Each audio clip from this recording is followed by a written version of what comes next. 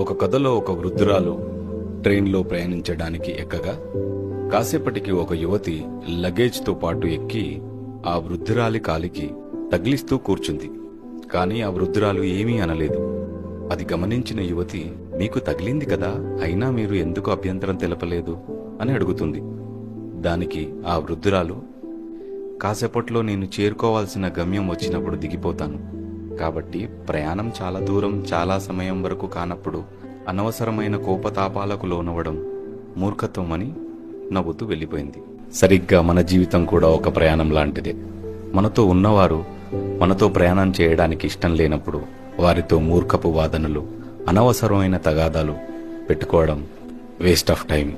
ఎవరైనా నిన్ను ప్రేమ పేరుతో బాధ పెట్టినా, అకారణంగా దూషించినా, లేదా ఎంతో పెద్ద మోసం చేసి నిన్ను వెళ్ళిపోయినా అలాంటి వారి కోసం మనశ్శాంతిని కోల్పోయి బతకాల్సిన అవసరం లేదు. ఎందుకంటే ఈ జీవితం చాలా చిన్నది, శాశ్వతం కాదు. ఈ శ్వాస ఎప్పుడు ఆగిపోతుందో, ఈ ప్రయాణం ఎప్పుడు ముగుస్తుందో ఎవరికీ తెలియదు. కాబట్టి సంతోషంగా ఉండడం, సంతోషంగా ఉండనిచ్చే వాళ్ళ మధ్యలో ఉండడం చాలా ముఖ్యం.